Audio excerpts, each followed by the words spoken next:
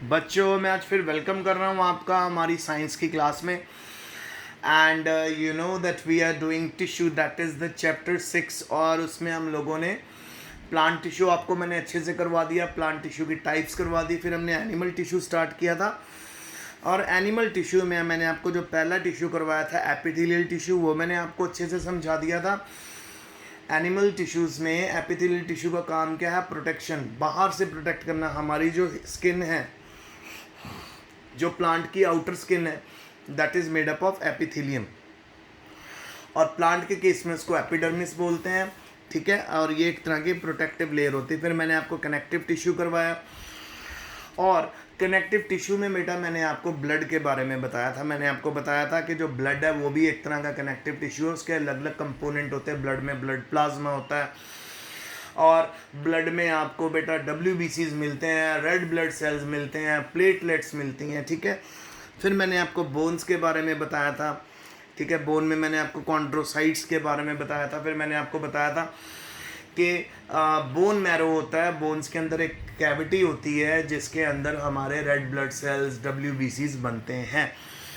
फिर मैंने आपको हर एक ब्लड के कंपोनेंट का फंक्शन भी बताया था। रेड ब्लड सेल का काम होता है एक्सचेंज ऑफ गैसेस, और इसकी जो लाइफ होती है सबसे लंबी होती है 120 डेज के करीब। फिर उसके बाद WBCs का काम मैंने बताया था आपको, it helps in fighting against infection. किसी भी तरह का इन्फेक्शन, कोई भी फॉरेन बॉडी जब हमारी बॉडी के अंदर आती है तो WBCs उसको फाइट करते हैं, उसको डिस्ट्रॉय कर देते हैं। फिर प्लेटलेट्स का काम मैंने बताया था ब्लड को क्लॉट करना, ठीक है। तो आज हमारे पास जो आ रहा है जी वो है बेटा मस्कुलर टिश्यू। आपकी बॉडी के अंदर जितने भी मसल्स हैं उसके अंदर वो बने होते हैं मस्कुलर टिश्यू के। तो मस्कुलर टिश्यू के बारे में आइए हम स्टडी करते हैं। देखिए, मस्कुलर टिश्यू जो होता है वो लंबे लंबे सेल्स का बना होता है, और इन लंबे सेल्स को ना बेटा मसल फाइबर्स भी बोलते हैं। और ये मस्कुलर टिश्यू रिस्पॉन्सिबल होता है जी हमारी बॉडी की मूवमेंट में। जितने भी हमारी बॉडी में मूवमेंट होती है, मस्कुलर जो मूवमेंट होती हैं वो मस्कुलर टिश्यू के करके होती है। मसल की सबसे इंपॉर्टेंट प्रॉपर्टी होती है बेटा contraction and relaxation. Muscle contract भी कर सकता है और रिलैक्स भी कर सकता है।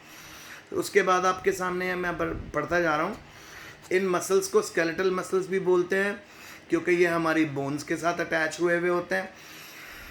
फिर उसके बाद अगर हम माइक्रोस्कोप से देखें तो इन मसल्स के अंदर आपको ऑल्टरनेट लाइट और डार्क बैंड्स मिलेंगे।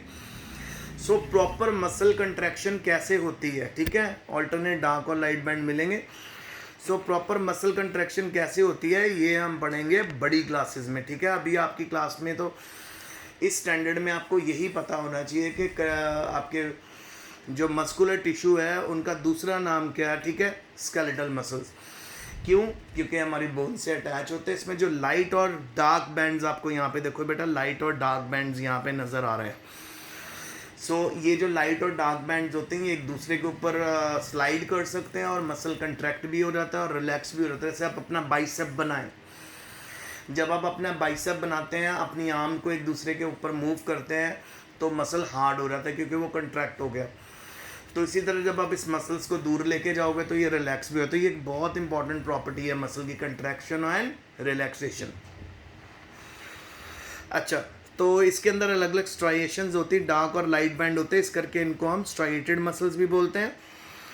और ये सिलेंडर जैसे होते हैं, अनब्रांच होते हैं और मल्टी न्यूक्लियड होते हैं। इस तरह के जो आपके मसल्स हैं, मस्कुलर टिश्यू है, इसमें ढेर सारे न्यूक्लियस मिलेंगे। देखो, ढेर सारे न्यूक्लिएटेड होते हैं।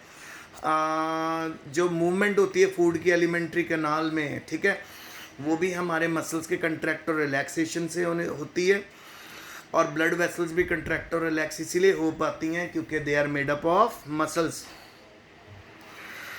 फिर उसके बाद हमारे पास ना बेटा दो तरह के कंट्रोल होते हैं, एक होता है वॉलंटरी कंट्रोल और एक होता है इनवॉलंटरी कंट्रोल। वॉलंटरी कंट्रोल होता है जो हमारे कंट्रोल में मूवमेंट्स है।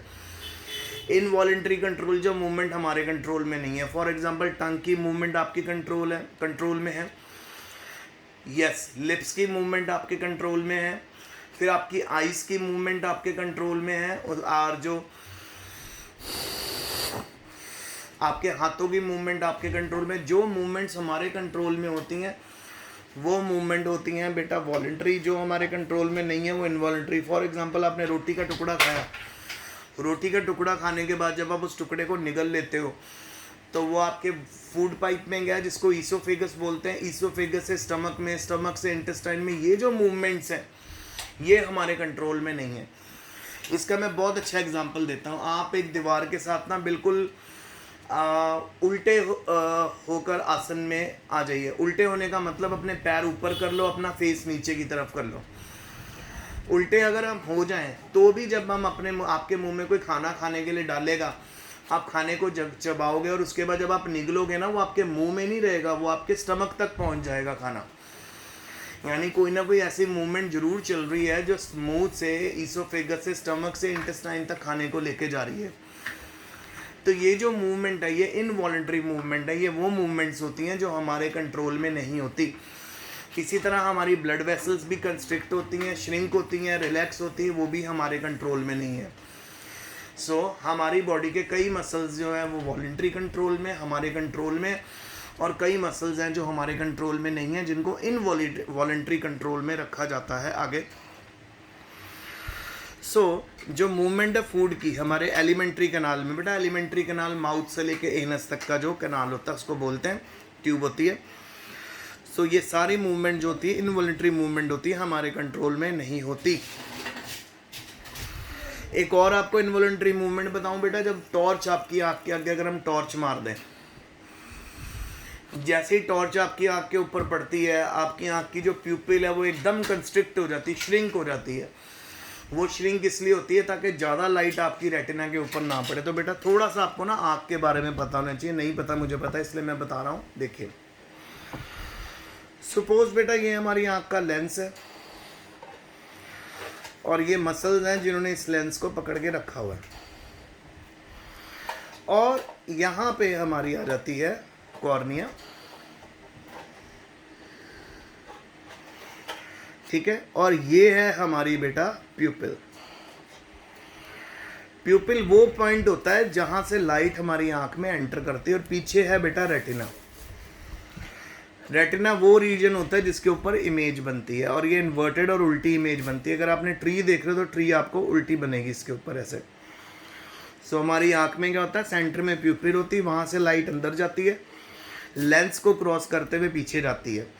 तो ये जो प्यूपिल की मूवमेंट है, प्यूपिल का अगर बहुत ज़्यादा लाइट होती है तो ये जो प्यूपिल है ना बेटा ये छोटी हो जाती है ताकि लाइट एंटर ना करे और हमारी आँख पे पीछे कोन सेल्स और रॉड सेल्स को डिस्ट्रॉय ना करे।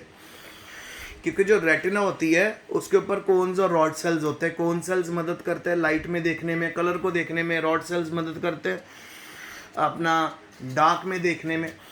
तो एकदम अगर डायरेक्ट लाइट इनके ऊपर पड़ जाएगी तो यहाँ पे हमारी पिगमेंट्स ख़राब हो सकती हैं, डिस्ट्रॉय हो सकती हैं।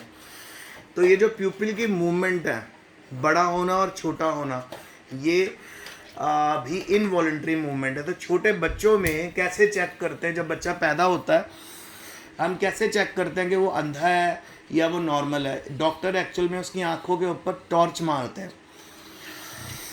अगर तो उसकी आँखों की प्यूपिल कंट्रैक्ट हो रही है टॉर्च पड़ने पे, यानी बच्चे की आंखें नॉर्मल है। अगर प्यूपिल कंट्रैक्ट नहीं हो रही तो चांसेस है कि बच्चा अंधा पैदा हुआ है। समझ आ रही बातें? ये भी मस्कुलर मूवमेंट ही है ना। तो ये जो मस्कुलर मूवमेंट्स होती हैं बेटा, ये मूवमेंट्स भी होती हैं इनवॉलंटरी, हमारे कंट्रोल में नहीं होती। आइए पढ़ें, आइए मेरे साथ पढ़ेंगे। अब मैं इसको थोड़ा आपके लिए एम्पलीफाई कर देता हूँ, थोड़ा मैग्नीफाई। आइए देखें। Okay, they are also found in the iris of the eye, in uterus, ureters and in the bronchi of the lungs. हमारी बॉडी के मैक्सिमम मसल्स जो हैं वो इनवॉलंटरी मसल्स हैं, वो हमारे कंट्रोल में नहीं हैं, ठीक है। आगे the cells are long and with involuntary muscles के किस तरह के सेल होते हैं? लंबे होते हैं, पॉइंटेड एंड्स होते हैं इनके, देखो स्पिंडल जैसे होते हैं। और they are also called unstriated muscle. Why would they be called unstriated? क्योंकि उनके अंदर बेटा डार्क और लाइट बैंड्स नहीं होते। The muscles of the heart show rhythmic contraction and relaxation. जो हार्ट के मसल्स होते हैं कंट्रैक्ट और रिलैक्स होते हैं, उनमें एक रिदम होती है, लब डब की साउंड के साथ, प्रॉपर रिदम के साथ वो कंट्रैक्ट होते हैं और रिलैक्स होते हैं। आगे थ्रू आउट लाइफ, पूरी लाइफ ऐसे होते रहते हैं। और these involuntary muscles are called cardiac muscles. Heart muscle cells are cylindrical, branch and uninucleated. So बेटा अब आपके माइंड में एक बात आ रही होगी कि अगर मसल कंट्रैक्ट और रिलैक्स हो रहा है तो वो दोनों प्रोसेस क्यों ज़रूरी है। क्योंकि बेटा कोई भी आप एक काम करो, आप एक ना बकेट में पानी भरो, छोटी बकेट में, और उस बकेट को अपने हाथ से उठा लो। आप उसको कितनी देर तक लिफ्ट कर सकोगे? जब आप उसको अपने हाथ से उठाओगे तो आपके हाथ के जो मसल्स हैं वो कंट्रैक्शन में चले जाएंगे, कंट्रैक्शन में चले जाएंगे, तभी तो हम उस चीज़ को उठा पा रहे हैं। पर कितनी देर आप कंट्रैक्शन मेंटेन कर पाओगे? आफ्टर ऑल आपके मसल्स थकेंगे ही।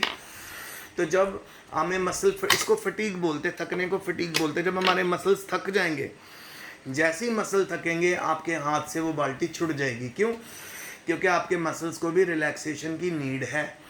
तो मेरे कहने का यहाँ मतलब ये है कि अगर कंट्रैक्शन है तो रिलैक्सेशन होना भी ज़रूरी है। इसी तरह हमारा हार्ट 24 आवर्स काम करता है, तो उसकी मूवमेंट इस तरह की होती है, कार्डियक साइकिल इस तरह की होती है हार्ट की, कि वो रिलैक्स भी कर लेता है और वो कंट्रैक्ट भी कर लेता है। तो कार्डियक साइकिल प्रॉपर आपको 10th में करवाई जाएगी। और अगर आप मेडिकल लोगे +1 में, तो पूरी +1 में पूरे चैप्टर में आपको हार्ट की साइकिल करवाई जाती है कि कैसे हार्ट रेस्ट भी कर लेता है और अपना कंट्रैक्ट करके काम भी कर लेता है। तो आज रिवीजन, आज मैंने आपको करवाया है जी मस्कुलर टिश्यू। मस्कुलर टिश्यू के बारे में मैंने आपको बताया है, जो एलोंगेटेड सेल से बना होता है और ये हमारी बॉडी की मूवमेंट के लिए बहुत ज़रूरी होता है। और इन मसल्स को स्केलेटल मसल्स भी बोलते हैं। अब ये जो मसल्स हैं दो तरह के हैं, एक है वॉलंटरी मसल्स और एक है इनवॉलंटरी मसल्स। वॉलंटरी मसल्स जो हमारे कंट्रोल में, इनवॉलंटरी मसल्स जो हमारे कंट्रोल में नहीं हैं। ठीक है, सो आपको लॉजिक समझ आया? तो फिर मैंने आपको बताया कि वॉलंटरी मसल्स की एग्जांपल है आपके लिप्स, जो आप मूव कर पा रहे हो अपनी मर्जी से, अपनी टंग मूव कर पा रहे हो, अपने हाथों के मसल्स जो आपके, जो ये वॉलंटरी कंट्रोल यानी जिनको हम कंट्रोल कर सकते हैं। इनवॉलंटरी कंट्रोल में आपकी पूरी एलिमेंट्री कैनाल आ गई, खाना अंदर आ गया, ठीक है, आपके माउथ से ईसोफेगस में गया, ईसोफेगस से स्टमक में गया, स्मॉल इंटेस्टाइन, लार्ज इंटेस्टाइन, फिर बाहर, इसको आप कंट्रोल नहीं कर सकते। ये इनवॉलंटरी कंट्रोल है। इसी तरह हमारे कार्डियक हार्ट के जो मसल्स हैं वो भी इनवॉलंटरी हैं, हमारे लंग्स के मसल्स भी इनवॉलंटरी हैं, हमारी जो प्यूपिल है उसके मसल्स भी इनवॉलंटरी हैं। आइरिस के सेंटर में होती है प्यूपिल। सो प्रॉपर आज का जो लेक्चर था that was on the muscles. तो इस पेज को बहुत अच्छे से पढ़ लेना।